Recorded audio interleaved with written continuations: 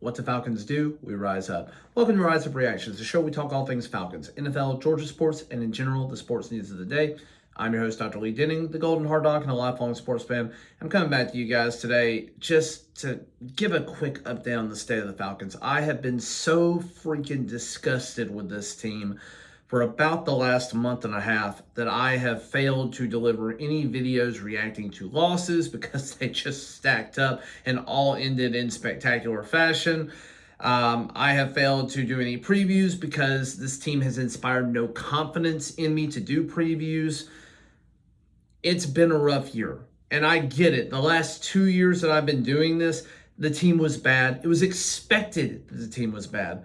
But this year we had expectations that we would be good. We had expectations that we would be competent.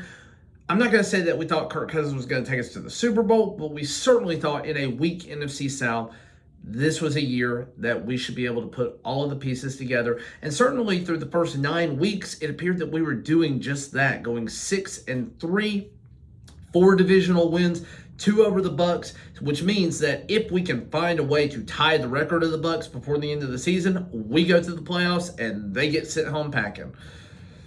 I don't know that that's going to happen, and we're going to talk about that briefly towards the end of this video. But I want to talk about the 2 moves that needed to be made a while ago. One of them I think needed to be made much sooner than the other.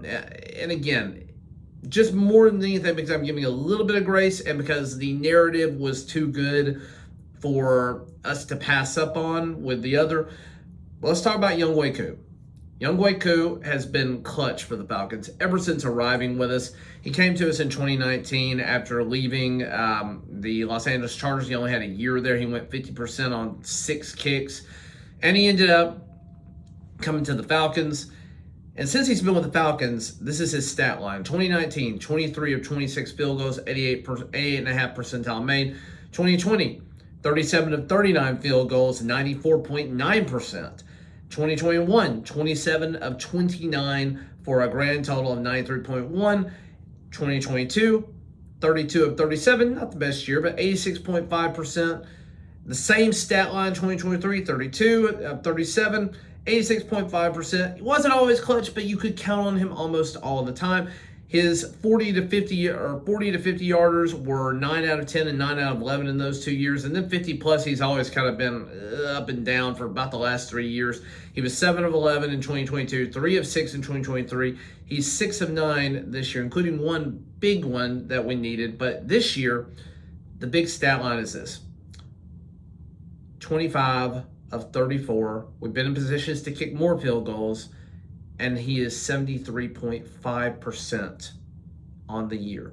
You can't have that as an NFL kicker. You need an 85% plus guy in the NFL to be competitive.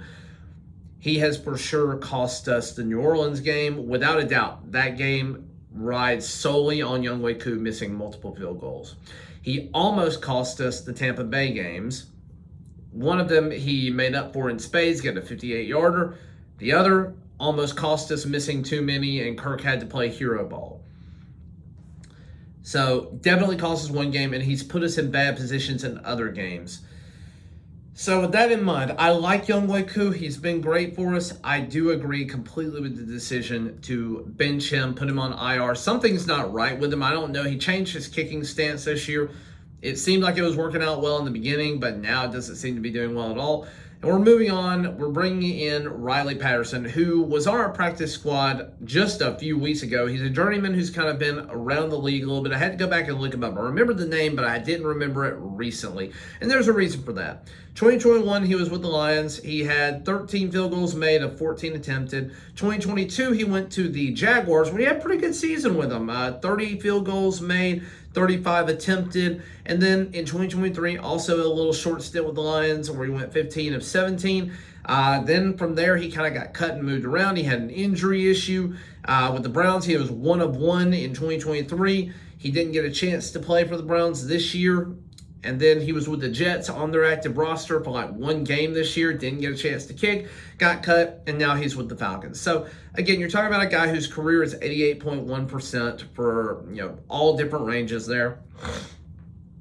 And again, Has he had many 50-plus opportunities? No. That's the one thing that I don't like about his stat line is most of those field goals are before 50 yards.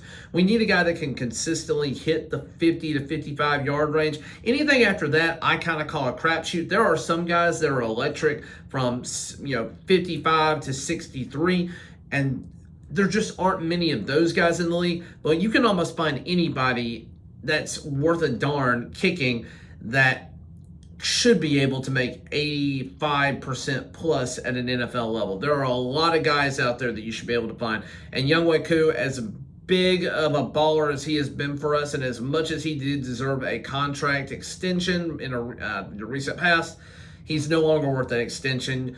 The NFL is not for long. What have you done for me lately? And what he's done for us lately is not very much. So unfortunately, he almost cost us this Raiders game, missing that field goal completely. And I'm telling you this because I was there, completely shifted the dynamic in that game. Desmond Ridder comes down, finds a way to score on us. Thank God for the other side of special teams, blocking a PAT, blocking a punt in this game, giving us in defense, getting a safety coming alive in this game. Because without those things happening, Desmond Ridder and the Raiders probably beat the Falcons.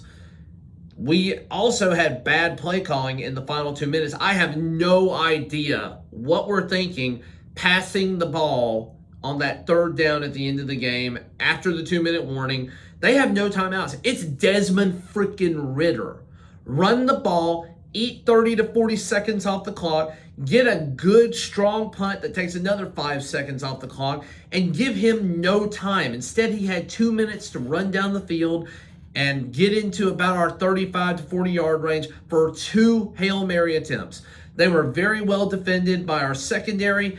One of them, the last one, leading to a Jesse Bates interception.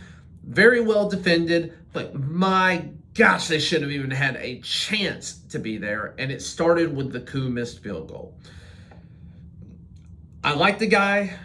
I hope he finds whatever it is that is the problem and fixes it, but we can't have it.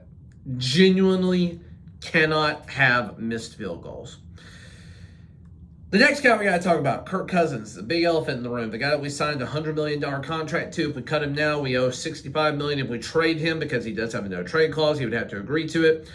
Somebody next year would eat the $27.5 million dead cap, and we'd be stuck with about $35 million dead cap, give or take a little bit. I think it's actually $37 million. We took a risk. It looked great to begin with. Kirktober is a real phenomena. In his press conference where he was benched for Michael Penix, he denies that he is injured. He denies that he has a confidence issue. I think both of those things are actively happening. He is obviously not mobile. That's not up for debate. He's not mobile. He's had wide open lanes. Being at the Raiders game, there was one second or third down that I remember the lane just opening up like like Noah with the sea. Not Noah, sorry, Moses with the sea. And there was 25 yards of empty space in front of him. And he threw an incomplete pass instead.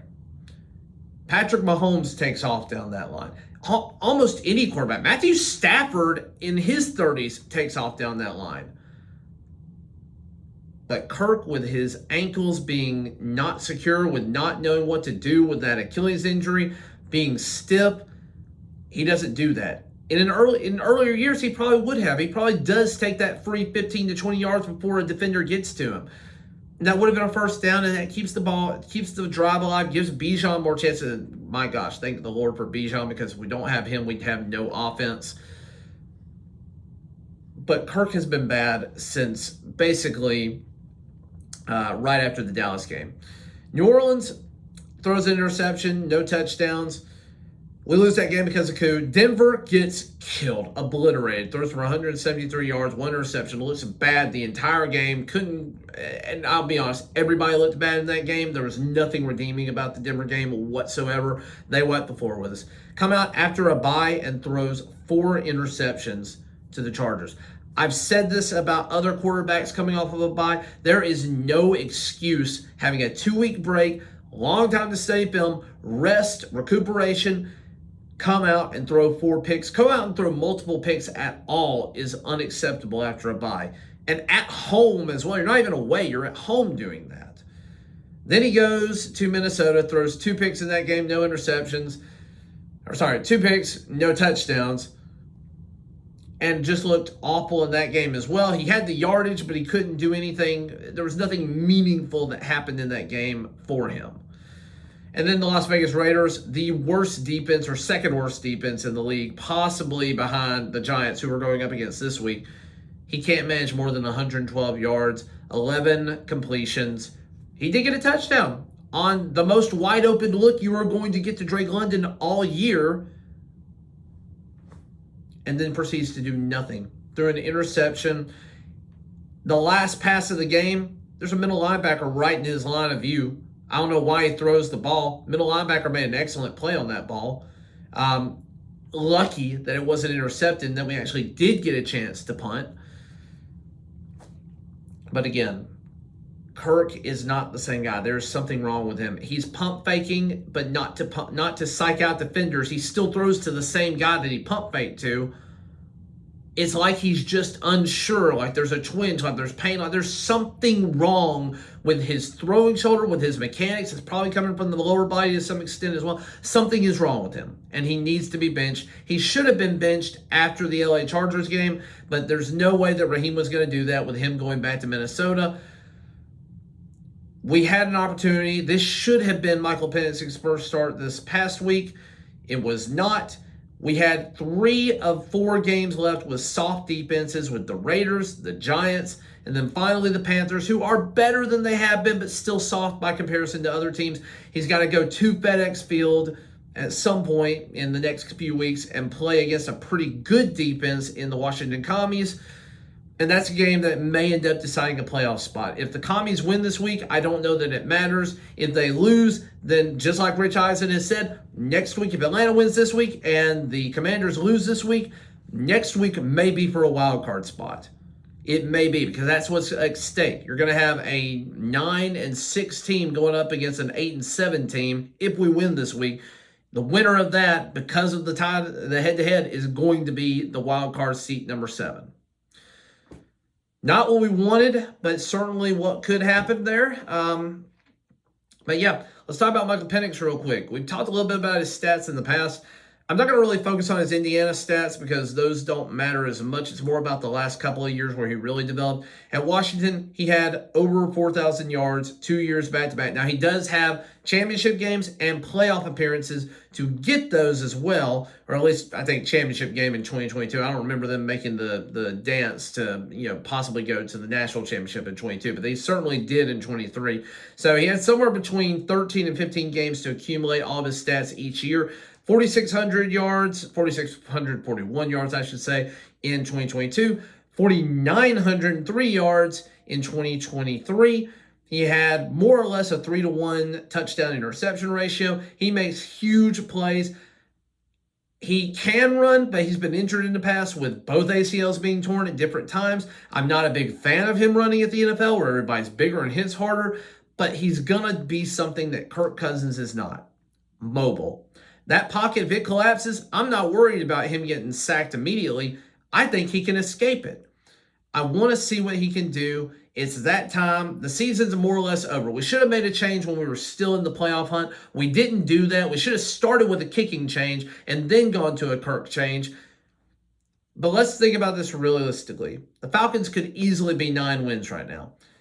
Kirk doesn't have 4 interceptions against LA Chargers. We probably win that game. I think Koo actually had a missed field goal in that game too, so we probably win that game if we don't have those turnovers. Younghoe Koo misses too many kicks in the New Orleans game, costs us the game.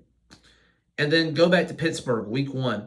Bad game planning by a rookie offensive coordinator with Kirk Cousins. Changed it dramatically over the next 8 weeks to be better, but bad play calling, bad planning, week 1. Kirk looked like a statue. If Kirk plays even a little bit better, if he plays 20% better, we probably win that game as well at home.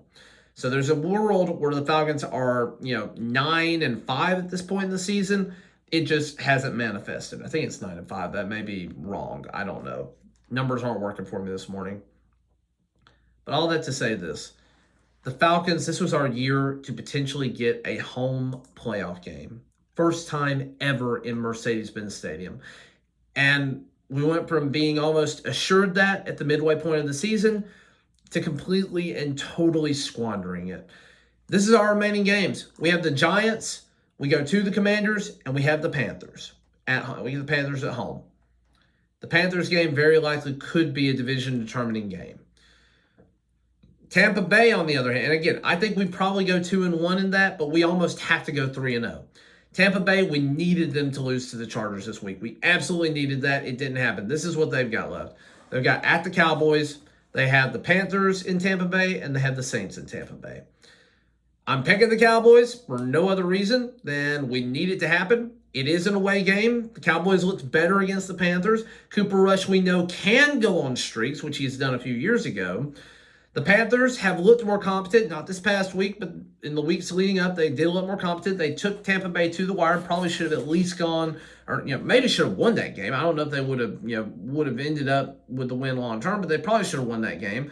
And then you have the Saints, who are reeling at the quarterback position. We don't know what's going on with them, but a divisional game is still a divisional game, and that'll be a tough one for Tampa Bay as well. So Tampa Bay, probably also looking at going 2-1 in that time frame. So if they go 2-1 and we go 2-1, they win the division. If they go 2-1 and we go 3-0, we win the division. It's as simple as that. We have to win out and we have to hope for some help. If we beat Washington and Washington goes down this week as well, we get the wild card spot if we win out. Either way, the only possibility for the Falcons to make the playoffs at this point is winning out. If we stumble anywhere, if we struggle, then it's over. I think Raheem Morris finally realized this. Terry Fontenot finally realized this. Kirk Cousins is not going to be a backup anywhere. He wants to be a starter. He wants to play. He's fine. He's taken care of from a monetary standpoint. And I like Kirk the person, but I hate Kirk the quarterback of the last 6 weeks. It's been time for a change, and it's probably too little too late. Falcons fans, let's hope we've got something in Michael Penix. Let's hope that the future is bright. I worry about his health because I still don't trust Kellen McGarry to be his blindside tackle, but he's going to be for at least this year and next year. Worries me to death, but we're going to have to start doing some things with the offensive line anyway. Probably need to look at defensive line and offensive line help somewhere in the offseason, particularly with the draft. That'll be a topic for another day, though, because it's been a very disappointing year from a draft standpoint. I hope Terry Fontenot knocked it out of the park with Penix. I really do. It looked like a bad pick to begin the year. It's looking like a savior pick late. Thank you for watching, liking, sharing, subscribing. I appreciate the 250 of you at the making of this video who have subscribed. I am trying to get to 500 by about the time we get to the draft. If I'm not quite there, or if I'm not anywhere close, may not continue on into next season. The Falcons are just, they've really stolen my joy for NFL because of how bad they played this year. I understood the last few years, but this year was supposed to be a good one. And I haven't seen a good one as a season ticket holder. They're trying my patience. I'm not seeing a point in spending that money to go to them anymore. I'll always cheer for them, but I don't know that I can continue to financially support them in that way, and I don't know that I want to continue supporting them with this channel either. We'll see. Maybe they'll show me something in the next 3 weeks, but until then, I am going to keep making videos. Thank you for watching, liking, sharing, and subscribing, and as always, rise up.